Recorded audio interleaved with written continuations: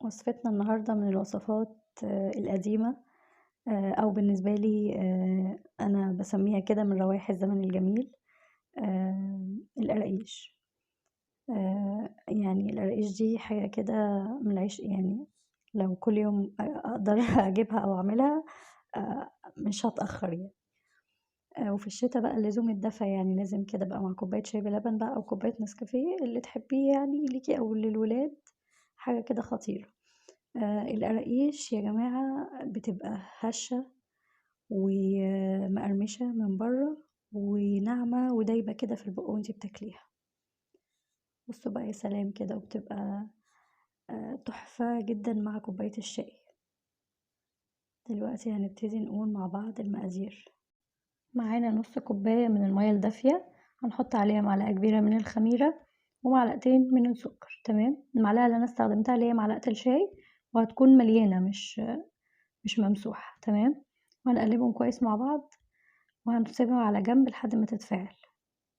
معانا هنا نص كيلو من الدقيق متعدد الاستخدامات، هنحط عليه معلقة من اليانسون ومعلقة من الشمر وتقدري تطحنيهم، ومعلقتين من السمسم، وحطيت ربع معلقة صغيرة من البيكنج باودر وربع معلقة من ريحة الكحك.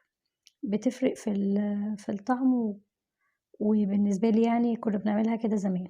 تمام، هنا السمنة على زيت. تمام، كوباية الا ربع. ماشي، وهنبتدي نبس العجينة بتاعتنا، ومهمة جدا خطوة البس. ماشي، دي لازم كده يتغلف بالسمنة بتاعتنا كويس. ماشي، في ناس بتقول ان القراقيش بنتعامل معاها نفس معاملة الكحك، يعني مثلا هنعمل نص كيلو دقيق هنحط عليه ربع كيلو من السمنة على الزيت. فلا، هي اسمها قراقيش، يعني لازم تبقى فيها قرقشة كده واحنا بناكلها، لكن الكحك لازم يبقى دايب، عشان كده بنحط نص المقدار بتاع الدقيق سمنة. هنا اهو الدقيق بتاعنا اتغلف كويس بالسمنة بتاعتنا والزيت، هننزل عليه بالمية بالخميرة. تمام، بعد ما اتفعلت، وهنبتدي نعجن.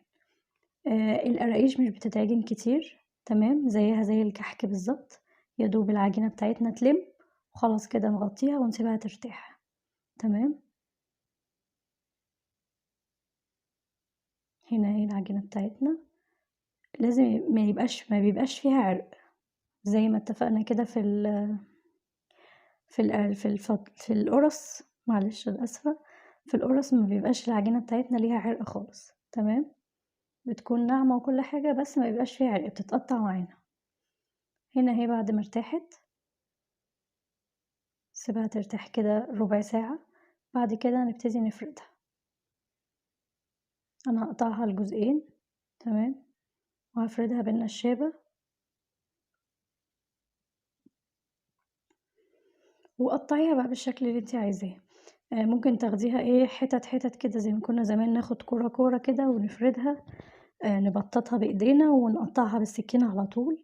وممكن تعملي زي كده تقسميها على 2 وتفرديها بالنشابة وتقطعيها برضو بالسكينة. تمام، يعني اعملي الحاجة اللي تريحك واللي تناسبك. بس انا الفيديو ده والله انا دي المرة التانية، لا المرة التالتة ان انا اعيده فيها. اول مرة عملته على ما خلصته وكده كان آه، الليل ليل، وبعدين جيت بظبطه اتمسح معايا. هتطلع معانا بالشكل ده كده. ماشي، انا اخترت السكينة المشرشرة، تقدري برضو تعملي زيه كده او بالسكينة العادية خالص. بس التاني برضو صورته بعد ما ظبطته وخلاص، فاضل على الصوت. دوست بدل بعد يا ربي ما سجلت الصوت، جاية بدل دوست حفظ دوست مسح. المهم دي بقية العجينة عشان ما نرغيش كتير، فردناها برضو، هنقطعها برضو بنفس الطريقة. تمام، والفرن بتاعنا شغال، مش هتاخد معانا ربع ساعة بالظبط. نحطها على الرف اللي في النص. ماشي، وهتطلع معاكم قراقيش ناعمة، وهتفكركوا بقى بذكريات زمان، ونقعد نسقي بقى كده براحتنا يعني. اللي ما يعرفنيش أو لسه بيتابعني جديد، أنا ريهام من جوستو فود. هستنى تطبيقاتكم وتعليقاتكم. ما تنسوش اللايك والشير لو عجبكم الفيديو طبعا.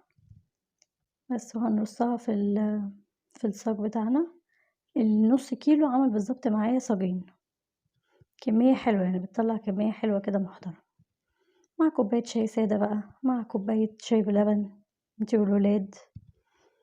أنا باخدها مع النسكافيه صراحة، ما بيتزهقش منها، بس هتطلع معاكم بالحلاوة دي. سلام.